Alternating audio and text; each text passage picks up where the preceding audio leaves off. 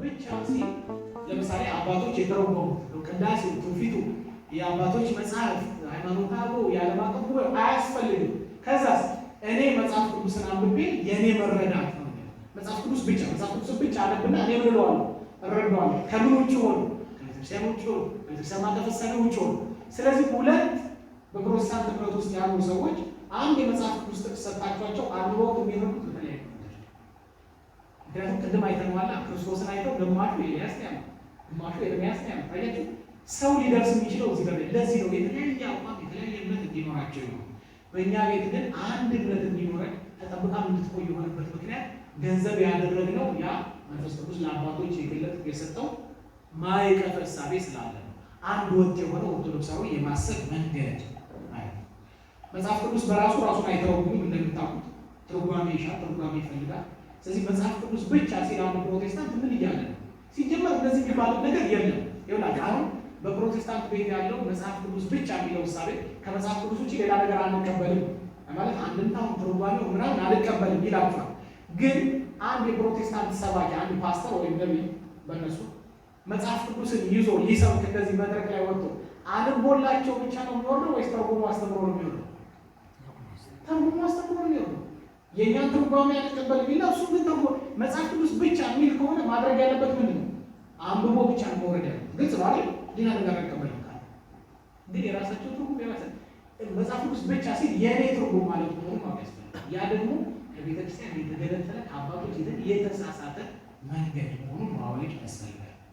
ካቶሊኮች ደግሞ ሕግ ተኮር ናቸው። እነዛ ልክ ግለኝነት እንደሚያጠቃቸው በካቶሊኮች ደግሞ ምናየው በጣም ሕግ ተኮርነት ወይ ደግሞ በጣም ሕጋዊ የመሆን ለምሳሌ ኃጢአትን በተመለከተ አሁን በካቶሊክ ክርስቲያን አስተምሮ ማዕቀፈ እሳቤያቸውን እንድንረዳው ያክል ለምሳሌ አንድ ሰው ኃጢአት ቢሰራ ንስሐ ቢገባ እግዚአብሔር በቤተክርስቲያን አስተምሮ በቃ ኃጢአቱን ይተውለታል። ታውቃላችሁ ፈጽሞ ይተውለታል። በቃ ከቅጣቱ ውጭ ነው ያ ሰው በተናዘዘበት ኃጢአት።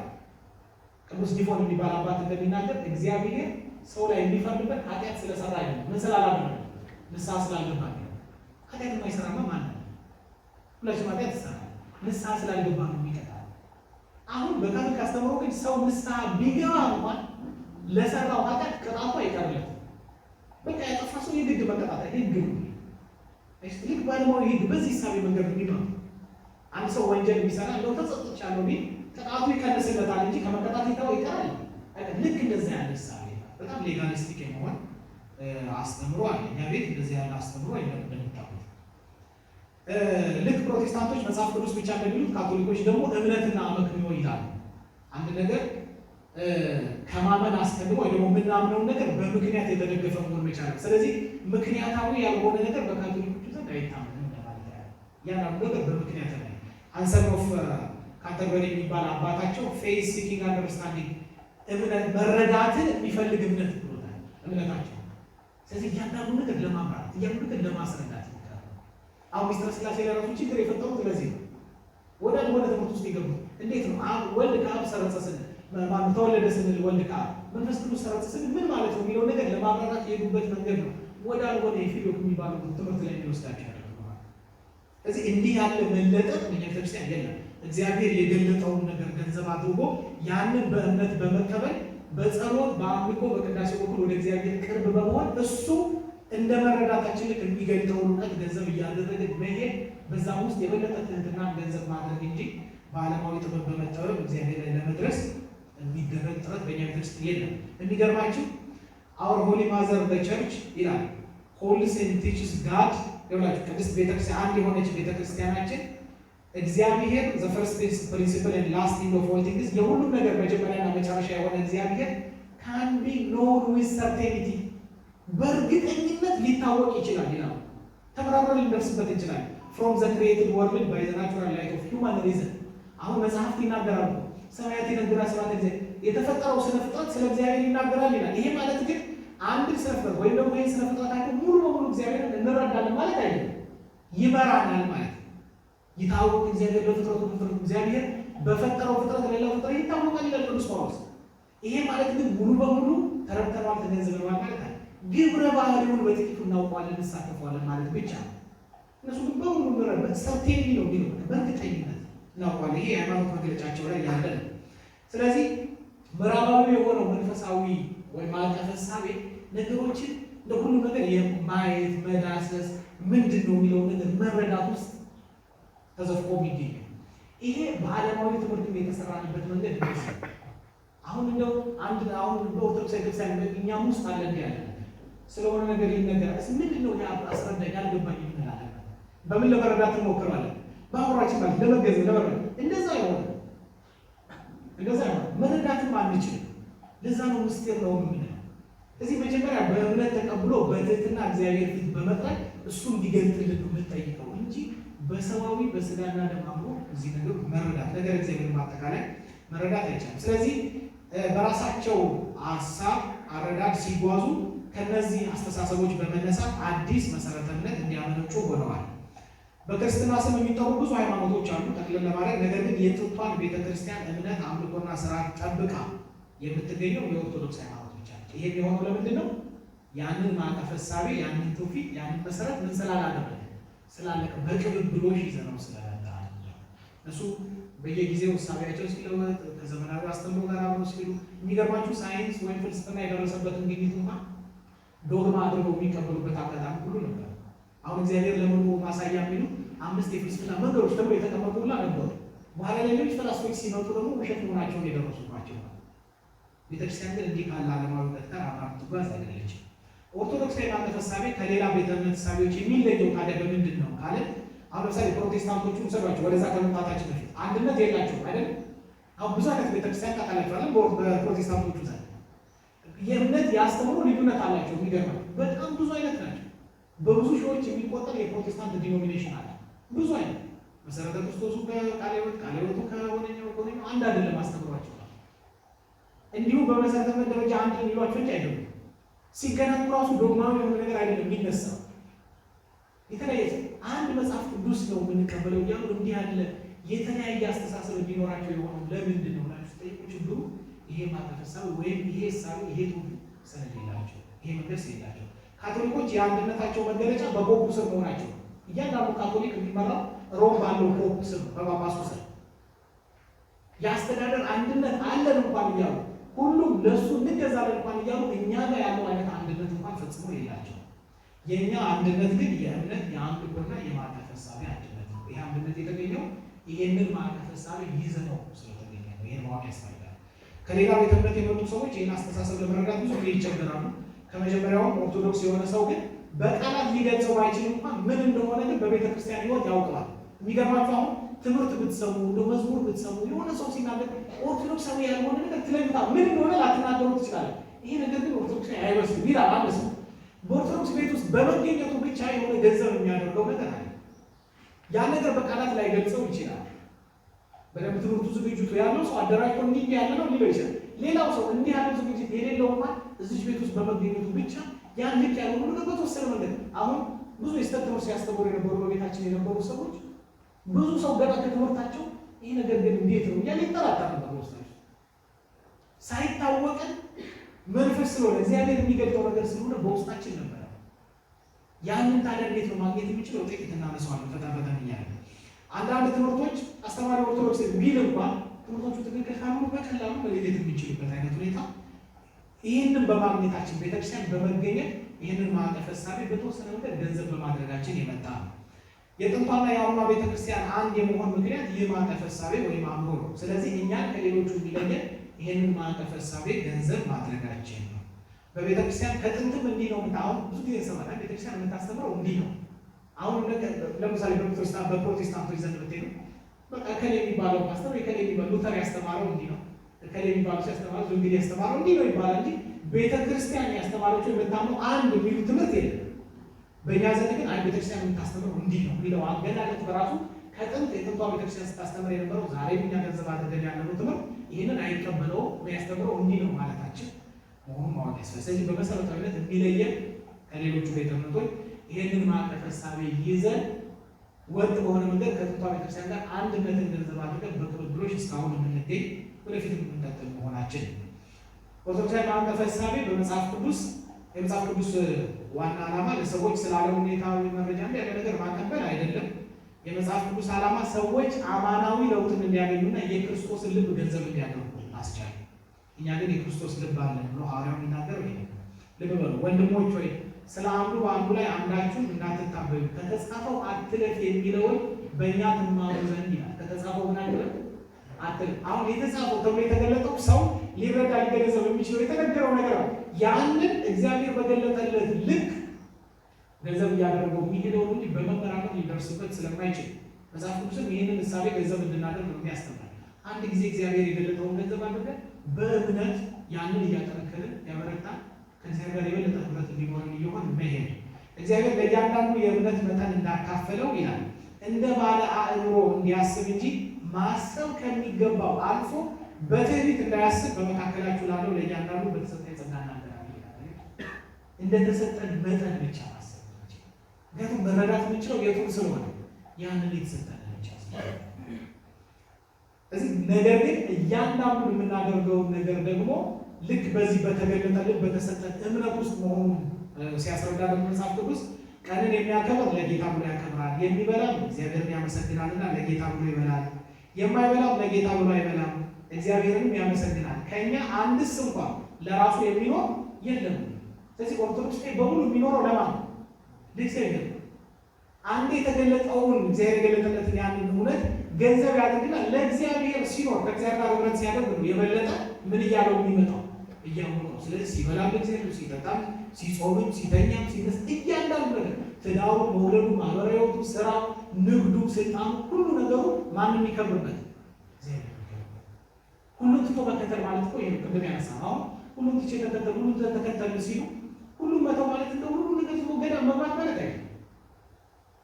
እያንዳንዱን የህይወታችንን ልምምድ ወይም አጋጣሚ እንደ እግዚአብሔር ፈቃድ መከወን ማለት ነጋዴ ሆነ እንደ እግዚአብሔር ፈቃድ ምን ማለት ባለስልጣን ሆነ እግዚአብሔር የሚከብርበት ስራ መስራት፣ ተማሪ እንደሆነ እንደ እግዚአብሔር ፈቃድ በማህበረቱ ልጅ በማሳደጉ በትዳሩ ውስጥ በእያንዳንዱ ህይወት ውስጥ የእግዚአብሔር ፈቃድ እንጂ የኔ ፈቃድ እንዳይፈጸም ብሎ መኖር ማለት እንደ እግዚአብሔር ፈቃድ መመላለስ ማለት ነው። ሁሉም ትቶ መከተል ማለት እንጂ ሁሉ ነገር ገዳ መግባት ማለት ብቻ ነው።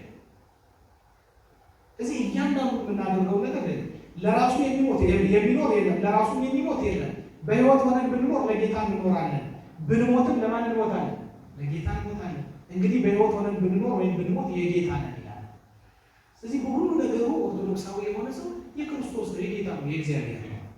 እዚህ መጽሐፍ ቅዱስ የሚያስተምረን ይሄንን ማዕቀፍ ሐሳብ ይዘን ይሄንን የክርስቶስ ልብ ሐዋርያት ይዘነዋል ያለውን ይዞ እያንዳንዱ የህይወቱን አጋጣሚ እንደ ኦርቶዶክሳዊነቱ መኖር እንዲችል። አሁን ብዙዎቻችን ሁለት ማንነት እንደው እሱ ራሱ ባያንስ ብዙዎቻችን ሁለት ማንነት አበጅተናል። አሁን አንድ ሰው በአገልግሎት ያለውን በተለይ አግኝታችሁ ጠይቁ፣ እንደው ምን ይመስላል እስቲ ስለ ህይወት ነገር የምትሉ እንደው በመንፈሳዊ ህይወቴ አገልጋይ ነኝ፣ ሰንበት ተማሪ ነኝ ወይ እንደዚህ አገልጋይ እንዲሰብካለሁ፣ በዓለማዊ ህይወቴ ደግሞ ሁሉ ይናገራል ማለት ነው።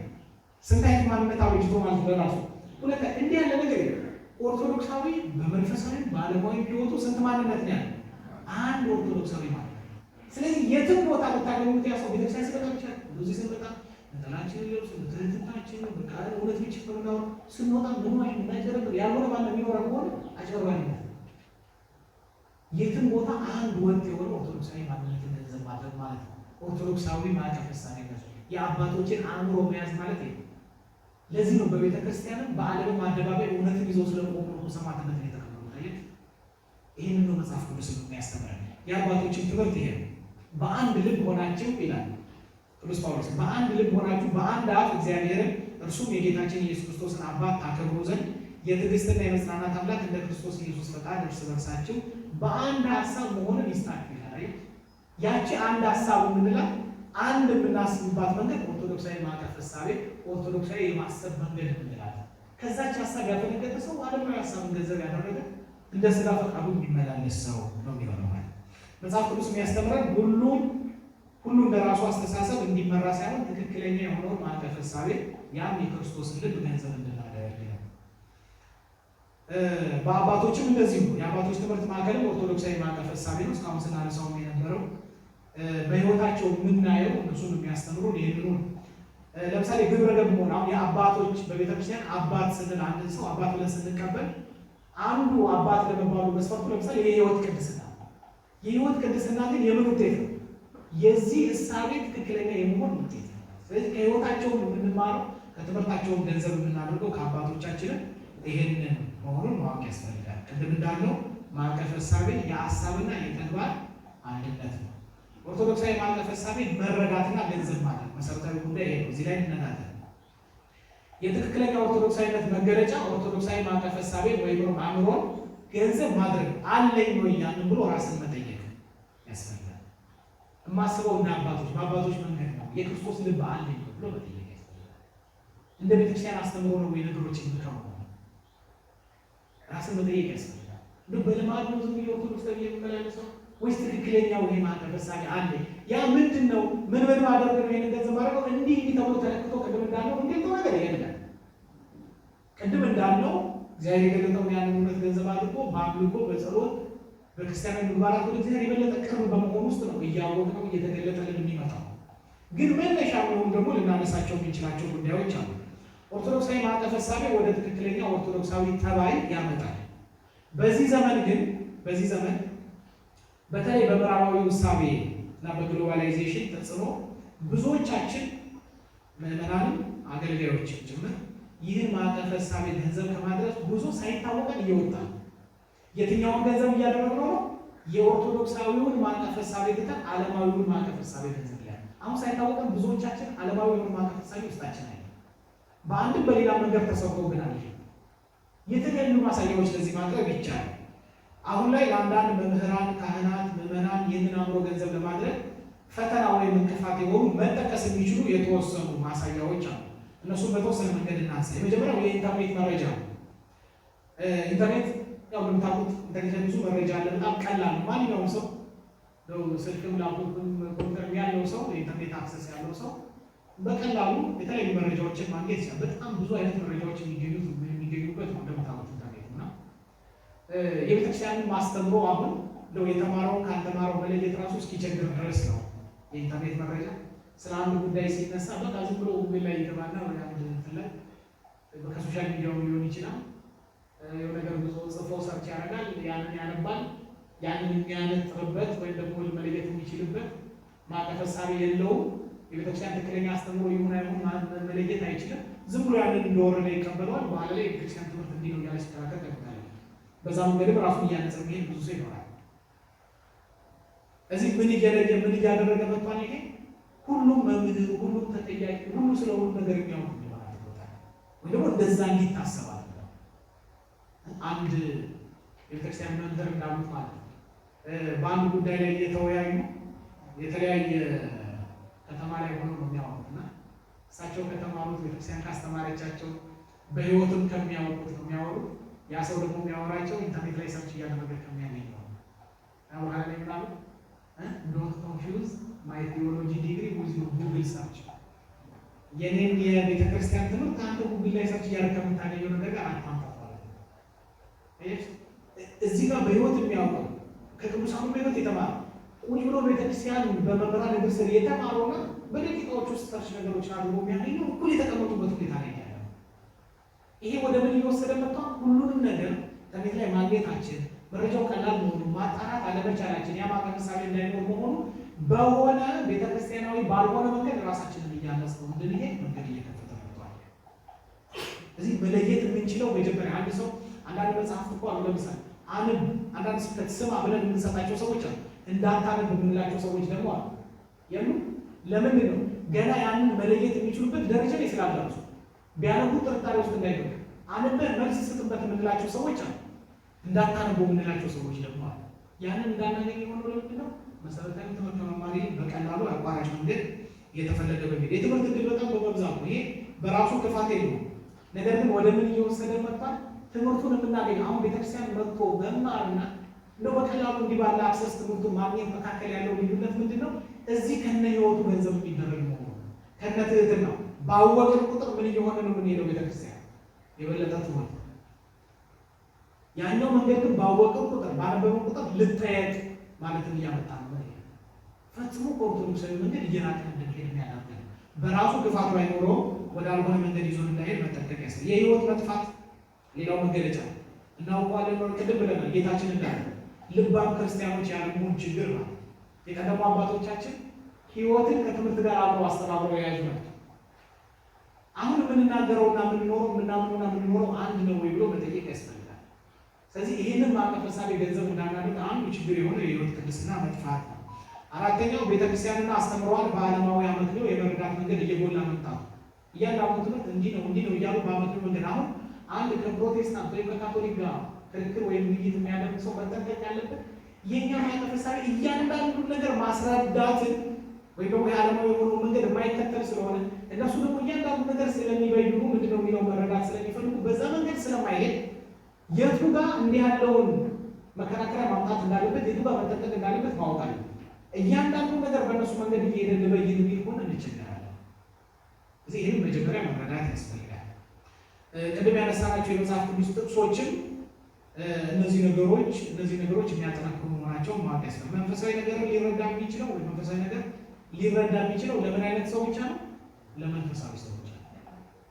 ወይ ደግሞ ወደ እግዚአብሔር ቅርብ ለሆነ ሰው፣ ወደ ክርስቶስ ቅርብ ለሆነ የክርስቶስ የእግዚአብሔር ልጅነት የተረዳው ለሐዋርያት ነው። ክርስቶስን በሩቅ የሚያውቁት ግን ኤልያስ፣ ኤርምያስ ነበር ሲሞት የነበረው። እዚህ መንፈሳዊ ነገር ሊታወቅ የሚችለው ለመንፈሳዊ ሰው ነው። ኦርቶዶክሳዊ ሰው የየራሱ እውነት፣ የየራሱ አስተሳሰብ፣ የየራሱ ጠባይ ሳይሆን አንድ ወጥ የሆነ ኦርቶዶክሳዊ እውነት፣ አንድ ወጥ የሆነ ኦርቶዶክሳዊ አስተሳሰብ፣ አንድ ወጥ የሆነ ኦርቶዶክሳዊ ጠባይ ሊኖር ይገባል። አሁን ዓለም እና የምዕራባዊ የትምህርት መንገድ እየቀረጸን እንዴት አድርጎ የሆነ ነገር ላይ አንተ ምን ታስባለህ? አሁን አብዛኛው ሴት ሲናገር እኔ ማስበው ይላል። እኔ ማስበው ወይ እንደኔ ሀሳብ ይላል። እኔ የሚመስለኝ ይላል። በመንፈሳዊ የሚመጣና እንደዚህ የሚባል ነገር የለም። በቤተ ክርስቲያን አስተምሮ እኔ ማስበው ባይ አባቶች ያሰቡት መንገድ፣ ቤተ ክርስቲያን ያስተማረች መንገድ፣ የክርስቶስ ልብ የምንለው አንድ ሀሳብ፣ አንድ የህይወት መንገድ ያለው እንጂ እኔ እንደማስበው የሚባል ነገር ቤተ ክርስቲያን ውስጥ የለም። ያንን ማዕቀፍ ሀሳብ ገንዘብ ማድረግ ማለታቸው ኦርቶዶክሳዊ ማዕቀፍ ሀሳብ የምንለው ይሄ ነው። እኔም ወንድሞች ወይ የሥጋ እንደመሆናችሁ ቅዱስ ጳውሎስ በአንደኛ ቆሮንቶስ መልእክቱ ላይ የሥጋ እንደመሆናችሁ በክርስቶስ ሕፃናት እንደመሆናችሁ እንጂ መንፈሳውያን እንደመሆናችሁ ልናገራችሁ አልቻልኩም ይላል። የሚደንቅ እንደምታውቁት የቆሮንቶስ ምዕመናን በመጽሐፍ ቅዱስ ጥናታችሁ እንደምታውቁት መጀመሪያ ላይ ቅዱስ ጳውሎስ ያስተምራቸው የነበረው ስለምንድነው በቆሮንቶስ ምዕመናን ዘንድ መከፋፈል ነበር። እኔ አጵሎስ ነኝ፣ እኔ ጳውሎስ ነኝ፣ እኔ ክርስቶስ ነኝ የሚከፋፈሉ ነበርና ቅዱስ ጳውሎስ በጣም ይገስጻቸው ነበር። ለእናንተ አጵሎስ ተሰጥቷል፣ ጳውሎስ ተሰጥቷል፣ እንደውም ከእናንተ ውስጥ ያጠመቅኩት ባለመኖር እግዚአብሔርን አመሰግናለሁ ብሎ ይላቸዋል። እና እንዲህ እየገሰጻቸው ይመጣና ወንድሞቹ የሥጋ እንደመሆናቸው አያችሁ፣ እነዚህ ሰዎች ትልልቅ ሰዎች ናቸው። የማገናዘብ ችግር አይደለም ያለባቸው። የምን ችግር ነው? ያ የክርስቶስ ልብ የምንለው ያ ማዕቀፍ ሀሳቤ ነው የሌላቸው። ምኖች ናቸው? በመንፈሳዊነት ሕፃናት ናቸው። ስለዚህ ምን ይላቸዋል? የሥጋ እንደመሆናችሁ ሀሳባችሁ ሥጋዊ ምድራዊ እንደመሆኑ በክርስቶስ ሕፃናት እንደመሆናችሁ እንጂ መንፈሳዊያን እንደመሆናችሁ ልናገራችኋቸው። በክርስቶስ ሕፃናት መሆን ማለት በመንፈሳዊነት አላደገ ትልቅ አልሆናችሁ ማለት ሕፃናት ናችሁ። አሁን ገና ልጆች ናችሁ። አሁን አንድ ሰው እንደው በትልቅነቱ ዕድሜው በጎልማሳ ሆኖ እንደ ሕፃን ቢሆን በጎ ነገር ነው እንዴ? ምንድነው እንደ ልጅ የሚያደርግ አልመሰለኝ። ሁሌ እንደ ሕፃን በቃ አንተ ይባላል አይደል? በመንፈሳዊነት እንደዛ ሕፃናት ሆነ የምንኖራል። ያ ነው ችግራቸው የነበረ የማገናዘብ ችግር አለ በመንፈሳዊነት ሕፃናት። ስለዚህ ምን አለ? ገና ጽኑ መብልን ለመብላት አትችሉም ነበርና ወተት ጋጥሟቸው፣ ገና ሥጋውያን ናችሁና እስካሁን ድረስ ገና አትችሉም አላቸው ይላል።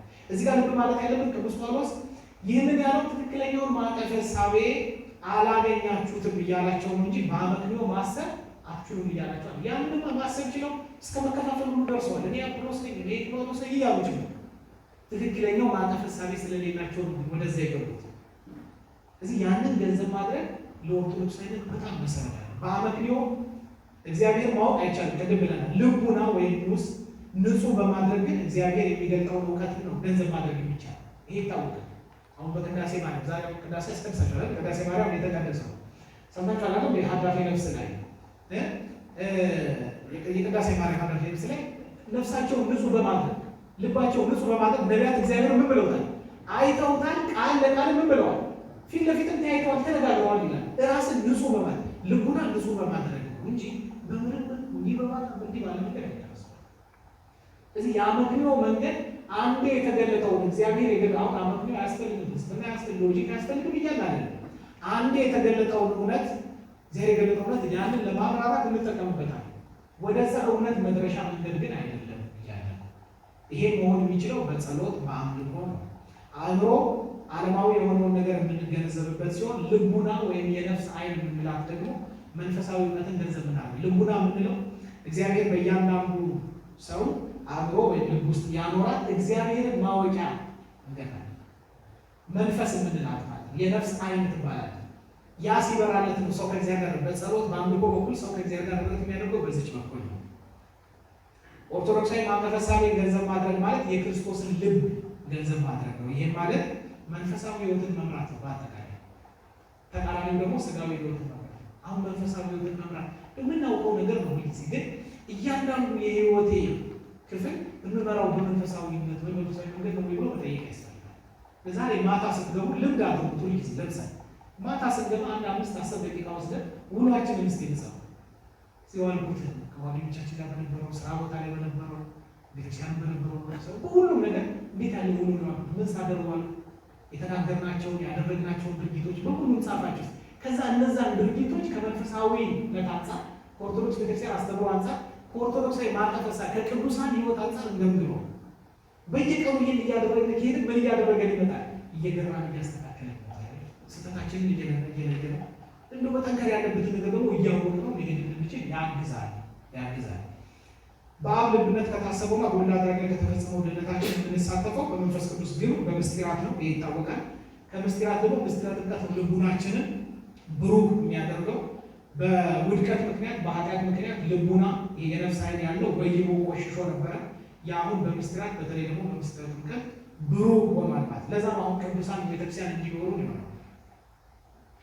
ይሄ ምስጢር ልቡና ብሩህ ስለሚያደርግ ያንን ደግሞ በመንፈሳዊ ህይወት በደንብ እያበረታ ነው ስንሄድ የበለጠ መገለጡም መንፈሳዊነቱም ቅድስናው ደረጃውም እያደገ ይመጣል። እውነተኛ መንፈሳዊ እውቀት መንፈስ ቅዱስ የሚገልጠው ነው። ያን በልቡና በኩል ያለው ጊዜ ለመቆጠብ እነዚህ አለፍ እያልን እናያቸው። በዓለማዊ ህይወት ልክ ከልጅነት ጀምረን ወደ አዋቂነት እያደግን እንደምንሄድ ነው ማለት። አንድ ሰው ልጅ ሆኖ ይወለዳል። ከዛ ህፃን ሆኖ ከዛ ለቀስ እያለ እያደገ በሰውነትም እየጎለበተ በአስተሳሰብም በእውቀትም እንዲሁ እያደገ ነው የሚሄደው። ለዚህ ነው ቅድም እንዳልነው ጎልማሳ የሆነ ሰው የህፃን ነገር ሲያደርግ የምታዩት ሁሌ ህፃን የሆነ ልጅ አሁን ኮምፕሊመንት በጎ ነገር አለ። በመንፈሳዊውም እንደዚህ ነው። ህፃንነት ወይም ህፃን መሆን መልካም የሆነበት ጎን እንዳለው ሁሉ በዚህኛው ጎኑ ደግሞ መልካም ማለት ነው ያሳያል። አለመለወጥ ሁልጊዜ ልጅ ነው፣ ሁልጊዜ እዛው መገኘታችን አለማደግ፣ እዚህ መንፈሳዊ ልጆች ነው።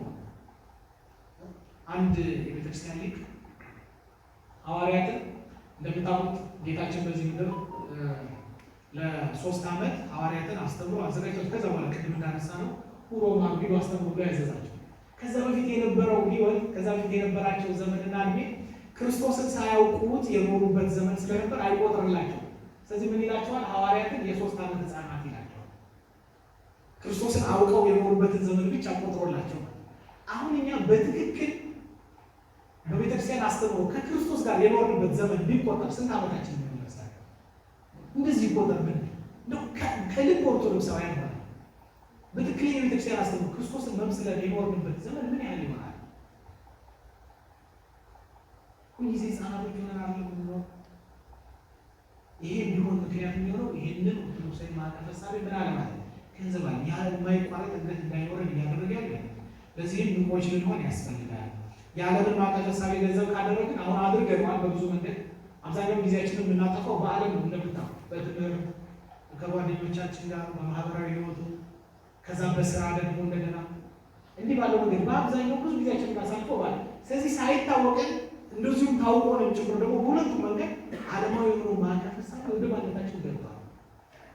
አሁን ነገሮችን የምናነጻው ራሱ ከዛ ሐሳብ አንጻር አሁን አንድ ሰው የሆነ ሐሳብ ተነስቶለት እንደው አሁን እንበልና ለምሳሌ እንደው ሰዎችን ሰብስባችሁ ግብረ ሰዶማዊነት እንደው ልክ ነው ልክ አይደለም መፈቀድ የለበትም ተብሎ እኔ እንደሚመስለኝ እያለ የሚያወራ ሰው ከመብት አንጻር እያየው የሚያወራ ሰው አየሽ፣ እንዲህ ማለት ነው። ዓለማዊ ማዕቀፍ ሐሳቤ ምንድነው? ይሄ ነው ነገሮችን መብት ነው ብሎ ማሰብ ወይ ደግሞ ነፃ ስርድዶ ማድረግ ይችላል ብሎ ማሰብ በዓለማዊ ሴኩላር በሆነ መንገድ እያሰቡ መሄድ ማለት ነው።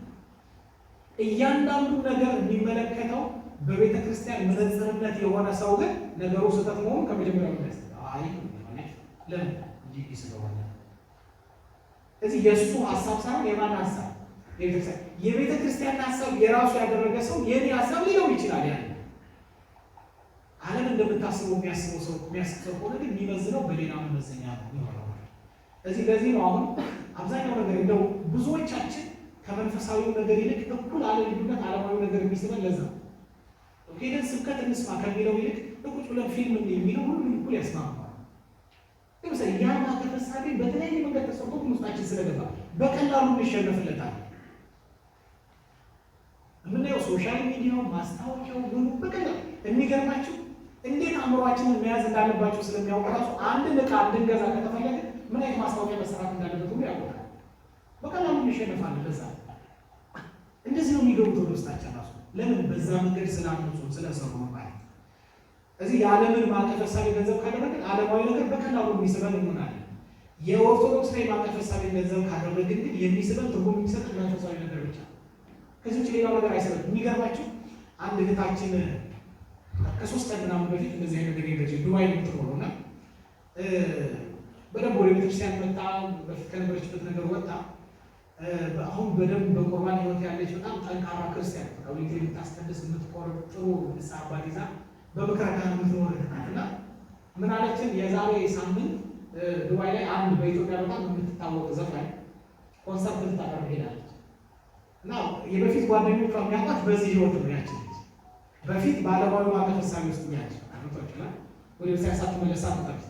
ስለዚህ ከተለያየ ቦታ የመጡ ሰዎች ደወሉላትና ያው እንደለመዱት ከዚህ በፊት እንደለመዱት አሁን በዚህ ውስጥ መኖሯን ያውቁ ብዙዎቹና ካሌድ ምናምን ብለው ጨቀጨቋትና እንደው ለሁሉም በስልክ ማስረዳቱ ከባድ ስለሆነበት ሄደች አላቸው እና በቃ ውስጥ የነበረው መረበሽ መሰማሪ ብሎ ጩኸት በቃ መንፈስ ሲጨነቅ የሚነበራቸው ደስተኛ አልነበሩ እና መሀል ላይ ሳያዩት ወጣ ሄደች ማለት አቋርጣው ሄደች እና የአሁኑ እሑድ ያለፈው ሳምንት ቅዳሜ ዕለት እነሱ ጋር ቅዳሴ ገብቻ አለች ጠዋት እዛ ስለመሄዴና ስለመካፈል ስለእያንዳንዱ ነገር ሳለቅስ ነበራቸው። ከውስጤ ፈልገው አይደለም ውስጤ ፈጽሞ ሊቀበለው አይችልም። ደስተኛ አልነበርኩም እና በጣም የጥፋተኝነት ስሜት ይሰማኝ ነበር።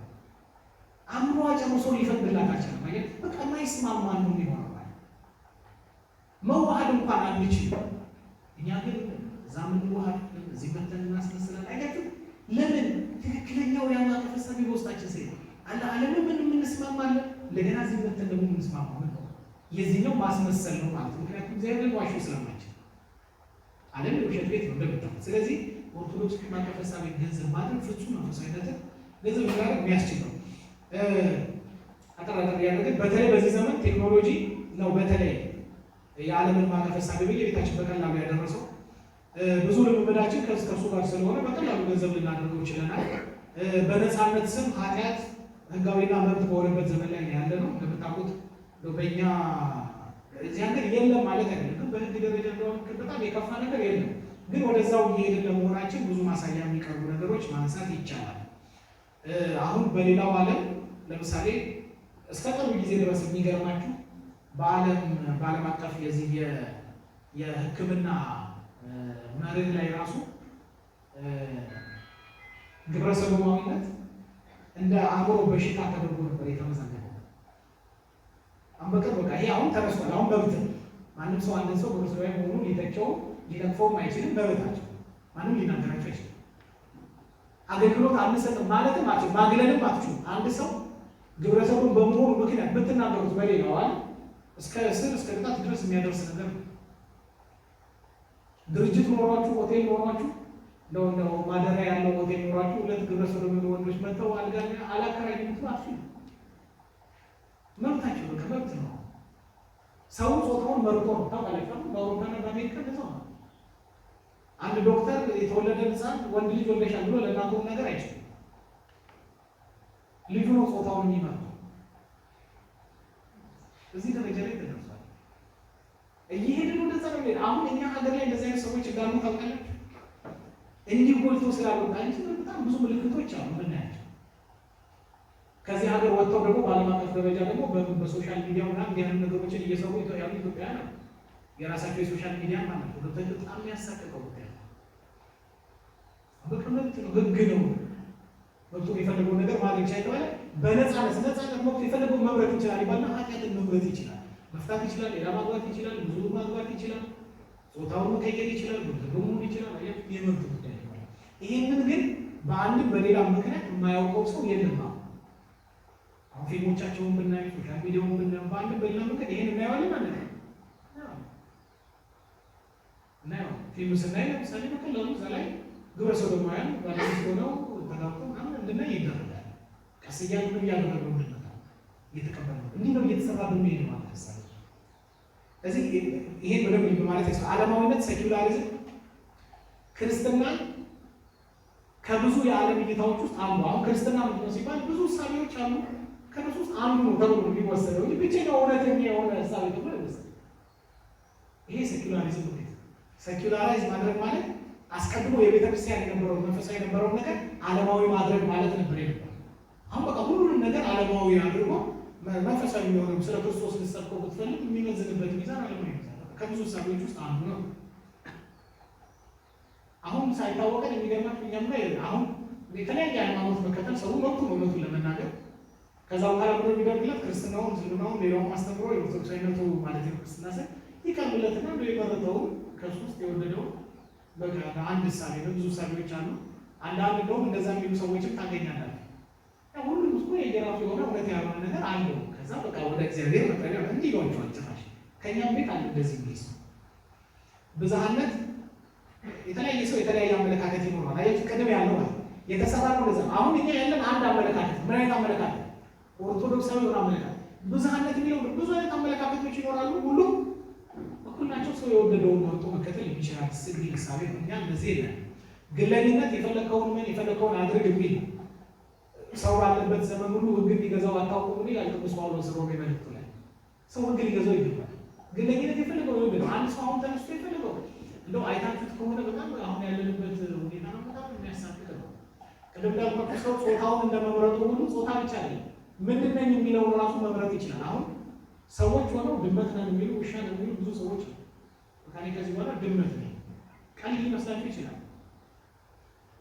ኢንተርቪው ሲደረጉ ራሱ በቃ እንደ ድመት ድምፅ እያወጡ የሚሆኑ ይችላል። ከድመት ነኝ ማስተማማት ማለት በጣም ብዙ አይነት ነገር አለና ይሄ ግለኝነት ያመጣው ይሄን ነገር ቀስ እያለ እየተላለፈ ወደዚሁ ነገር የሚወስደን ስለሆነ የሆነ ሰዓት እነሱም የሳቡት በዚህ መንገድ ስለሆነ ኦርቶዶክሳዊ ቅዱስ የሆነውን ማዕቀፈ እሳቤ ገንዘብ አድርጎ ቢሄድ በጣም መሰረታዊ ይሆናል። በቤተክርስቲያን አምልኮ ታዲያ ኦርቶዶክሳዊ የሆነው ማዕቀፈ እሳቤ እንዴት ነው የምናውቀው? እንዴት ነው ገንዘብ የምናደርገው የሚለው መሰረታዊ ጥያቄ ይሆናል። ይህንን ገንዘብ ለማድረግ ቅድም እንዳለው የምንጀምረው ልክ ቅድም እንዳነሳ ነው እግዚአብሔር የገለጠው እውነት አምኖ በመጀመር ጀምርና ከዛ ውጪ በቤተ ክርስቲያን ሕይወት ውስጥ ፍጹም ንቁ ተሳታፊ በመሆን በጾሙ፣ በጸሎቱ፣ በስግደቱ፣ በምጽዋቱ፣ በቅዳሴው፣ በሰዓታቱ፣ በማለት በዚህ ሁሉ ንቁ ተሳታፊ በዓለም ብዙ ጊዜያችን የምናጠፋው ባለ ይታወቃል። ከዛ ያልተናነሰ ከዛ የሚሻል እንደውም የሆነውን ጊዜ በቤተክርስቲያን ነገር የቤተክርስቲያን ጉዳይ ነው ማለት ነው። ከዛኛው ጋር መገዳደር የሚችል ነገር ማድረግ የምንችለው በዛ መጠን ወይም ደግሞ ከዛ በተሻለ መንገድ መንፈሳዊነቱን ገንዘብ ማድረግ ስንችል ያን ጊዜ እያንዳንዱ ነገር ዓለማዊ የሆኑ ነገር ሁሉ ማንጸር የምንችልበት መንፈሳዊ የሆነ መነጽርን ገንዘብ እናደርጋለን። ያን ጊዜ ነገሩ ቀላል ስለ ትግል የለበትም ማለት ነው። ያንን ማዕቀፈ እሳቤ ገንዘብ እያደረግነው መሄድ እንችላለን። ልክ የሆነው ልክ ካልሆነ ቤተክርስቲያን ከምታስተምረው ከማታስተምረው የምትፈቅደው ከማትፈቅደው እየለየነው መምጣት የምንችለው በዚህ መንገድ ነው።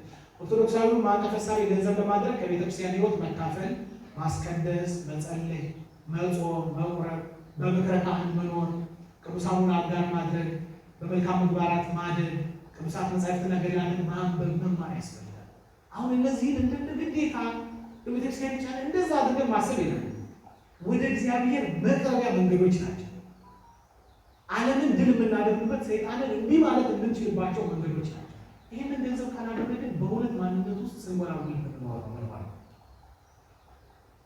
ስለዚህ አብዝቶ ወደ ቤተክርስቲያን መሄድ፣ ከአምልኮ መሳተፍ ዓለም ሊቆጣጠረን በሚሰራው ስራ ከመማረክ ያድነናል። እንደገና ለቤተክርስቲያን ደግሞ የተማረክ እንድንሆን ያደርገናል ማለት ነው። ቤተክርስቲያን እያንዳንዱን ነገር ባህላችንን ሳይቀር አሁን ካያችሁት በሀገራችን አብዛኛው ባህል ሳይቀር በቤተክርስቲያን አስተምሮ የታሸገ አይደል? ይሄ እንዲሆን እንኳን የሆነበት ምክንያት እያንዳንዱ ነገር ቤተክርስቲያንን አስተምሯን እግዚአብሔርን ሊያስታውሰን የሚችል መሆን ስላለበት ይሄ እንኳን የተደረገው። ስለዚህ ይሄ ሁሉ ጥንቃቄ ለዚህ መሆኑን ማወቅ ያስፈልጋል። ነገረ መለኮትና ኦርቶዶክሳዊ ማዕቀፍ እሳቤ ፈጠን እያለን ይሄ ነገረ መለኮት በቤተክርስቲያን እንደምታውቁት ነገር እግዚአብሔር አንድ ጊዜ የተገለጠ ቅድም እንዳለው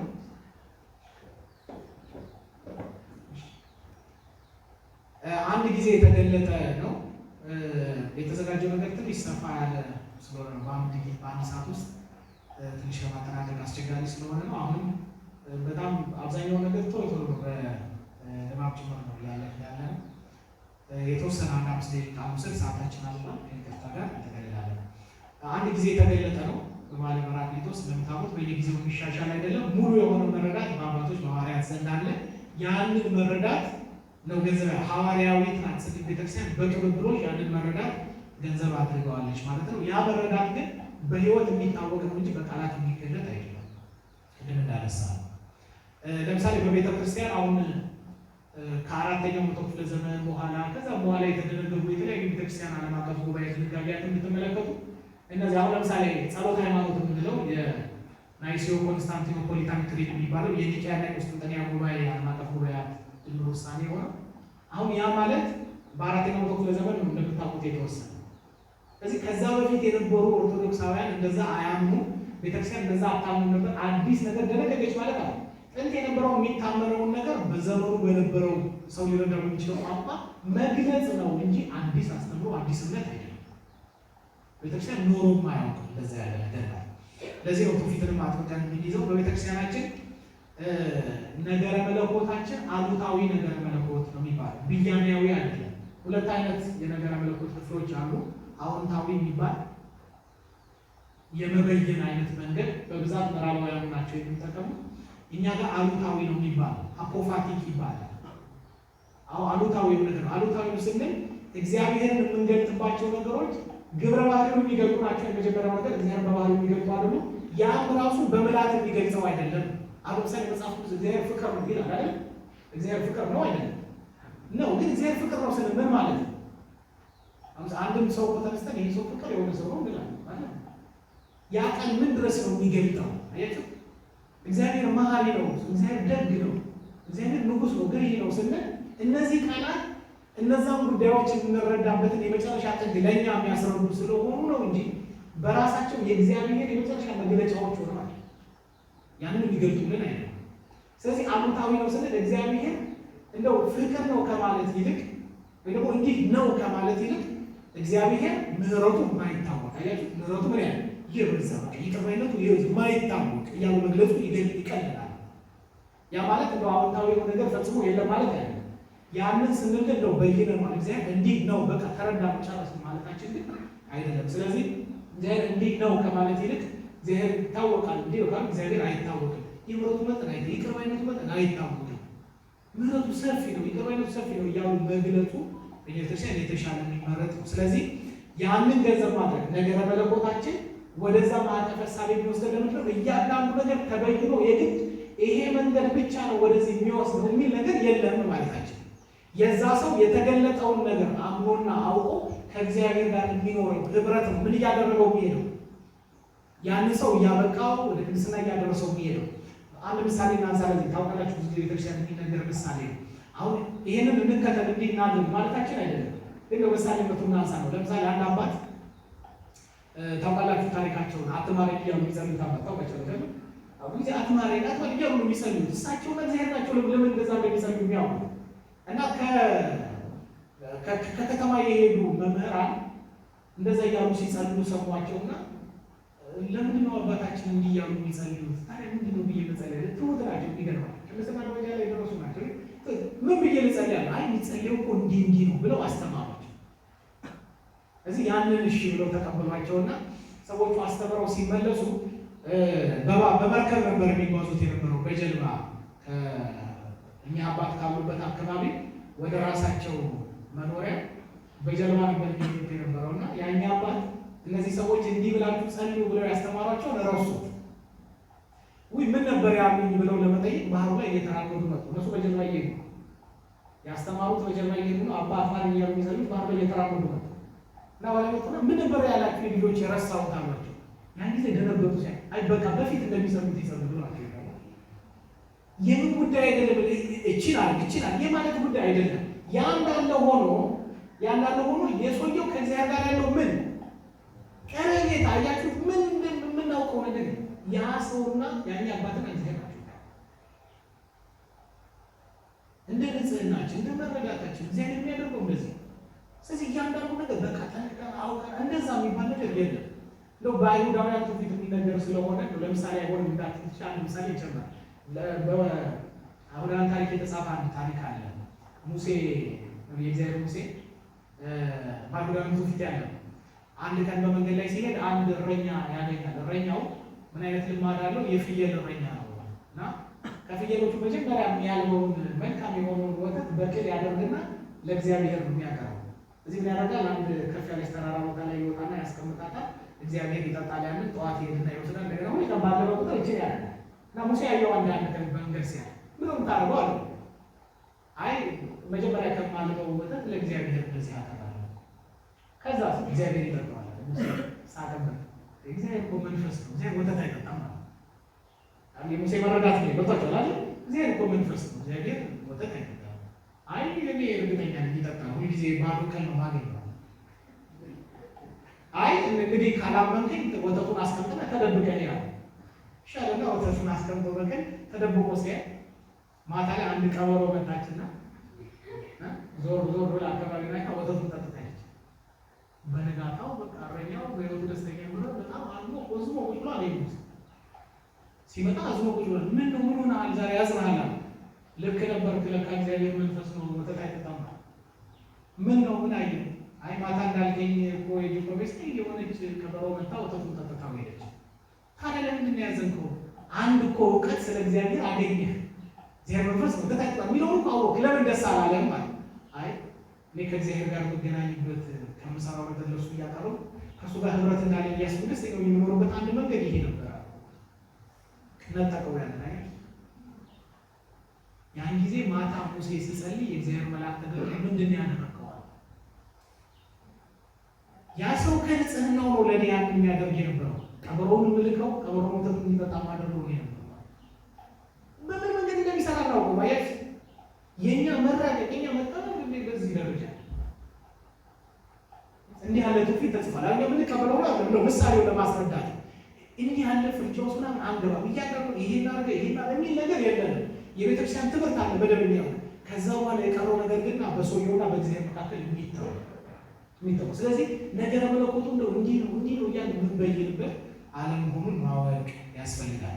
የጥንት የቀደምት ምንጮችን አባቶችን መጽሐፍ ቅዱስን ትውፊትን የቅዳሴያቱን ሃይማኖተ አበውን የዓለም አቀፍ ጉባኤያቱን ገንዘብ አድርገን እነሱን ብቻ ይዘን የምንጓዝበት ምክንያት ይሄ ነው። ያንን ማዕቀፍ ሀሳቤ ገንዘብ እንድናደርግ ኦርቶዶክሳዊ የእርሱን ማንነትና ሀሳቤ በቤተክርስቲያን አስተምሮ ላይ ይቀርጻል እንጂ በራሱ ሀሳቤ አዲስ አስተምሮ አያመጣም።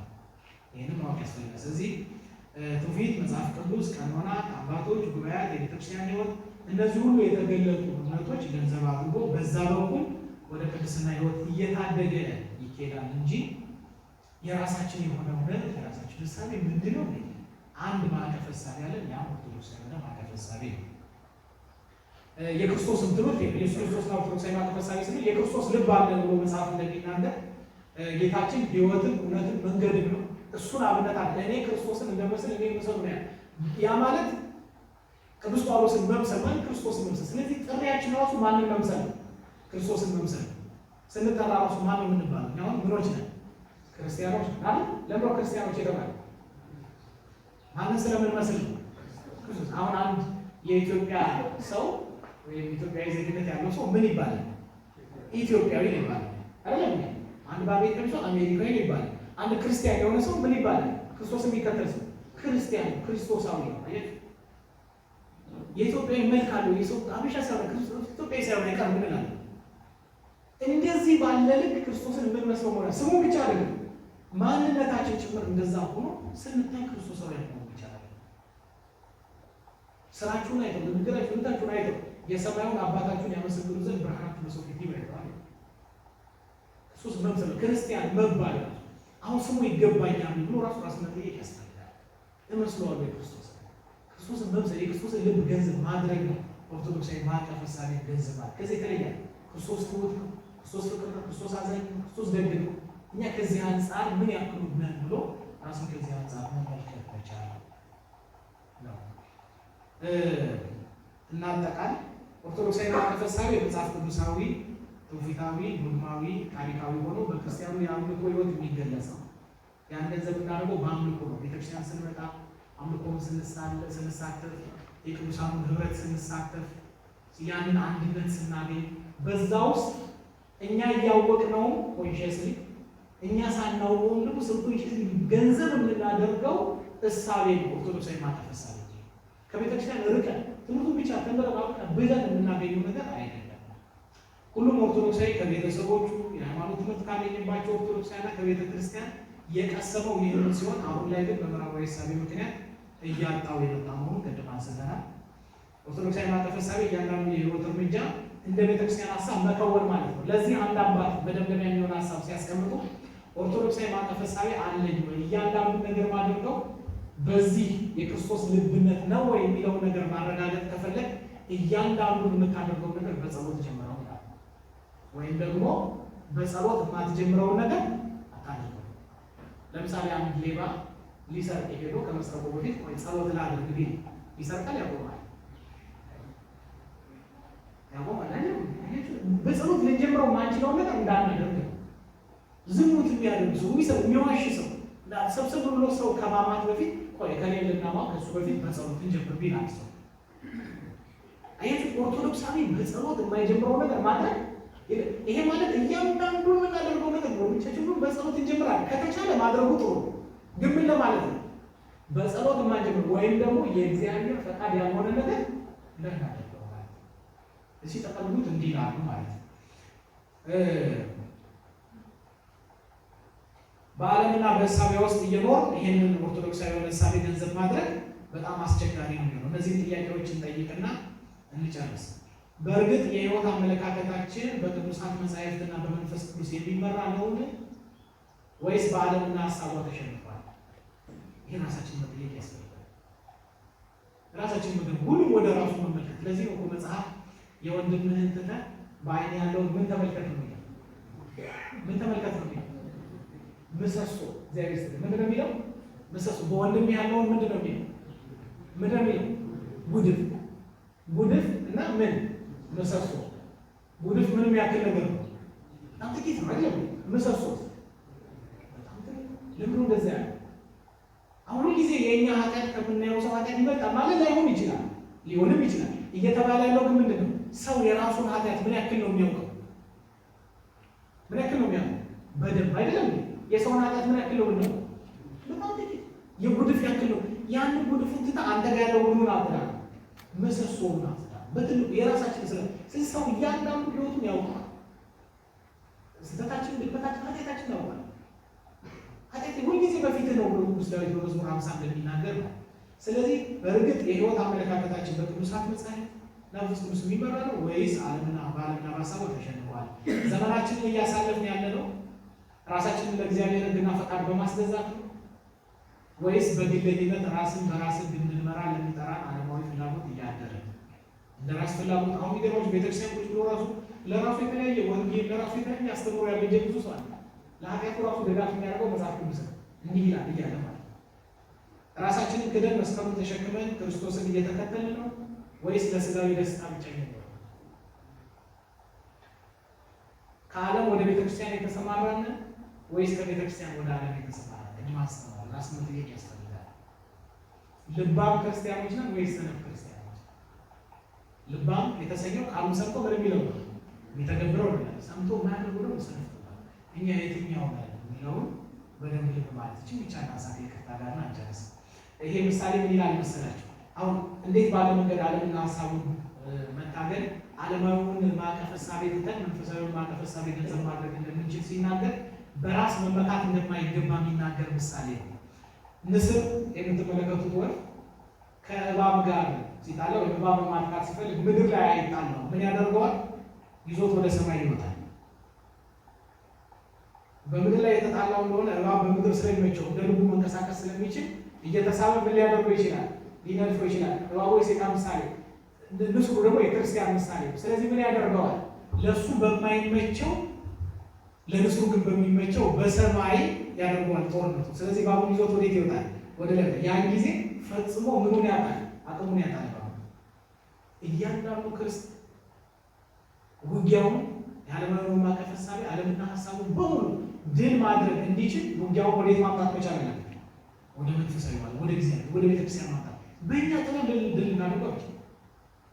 በእኛ አእምሮ የማሰብ አቅም ልናደርገው አንችልም። ልናደርገው የምንችለው ወደ ማን ማምጣት ከቻለ ብቻ ነው። ወደ እግዚአብሔር ማምጣት፣ ወደ ቤተክርስቲያን ማምጣት ከቻለ፣ በመንፈሳዊው መንገድ ልንዋጋው ከቻለ ብቻ ነው ድል ልናደርገው የምንችለው ለማለት ነው። ስለነበረን ጊዜ ሁሉ የአምላካችን እግዚአብሔር ስም የተመሰገነ ይሁን። እንግዲህ ከነበረን ጊዜ አንጻር ሀሳቡ ትንሽ ሰፋ ያለ ስለሆነ የኔም ስንፈታ ታክሎበት እንግዲህ ሀሳቡን ላይ ገንዘብ አድርገን ነው ሌላ ጉዳይ ይሆናል። በድጋሚ አምላካችን እግዚአብሔር ስም የተመሰገነ ይሁን። ለማጣቀሻ እንዲሆናችሁ በዚህ ጉዳይ ላይ ሰፋ ያለ ንባብ እንዲኖራችሁ ያክል እነዚህ መጽሐፍት ለማጣቀሻ የተጠቀማቸው በተለይ በዋነኝነት የሀሳቡን መነሻ መጀመሪያ ላይ የተጠቀሰው የእንግሊዝኛ መጽሐፍ ነው። ከዛ በትረ ሃይማኖት የቀሲስ መዝገቡ ካሳ መጽሐፍ፣ ይሄ የትርጉም ስራ ነው። መምህር ፋንታሁን ዋቄ የተረጎሙት ኦርቶዶክሳዊነትና የሰይጣን መንግስት የሚለው መጽሐፍ፣ እንደዚሁም የመምህራችን የእንታ ገብረ መድኅን የሚለው መጽሐፍ፣ ከመዝናኑ የሚል አዲስ መጽሐፍ፣ አቦቴ ተጎርባን የቀሲስ ዶክተር መብራቱ ኪሮስ መጽሐፍና የነገረ መለኮት ገበያ መምህር ግርማ ባቱ። እነዚህ መጽሐፍ ገበያ ላይ የምታገኟቸው የተወሰኑ ደግሞ ኢንተርኔት ላይ የሚገኙ ናቸው። እነዚህን ማጣቀስ ይቻላል። ድጋሚ አምላካችን የእግዚአብሔር ስም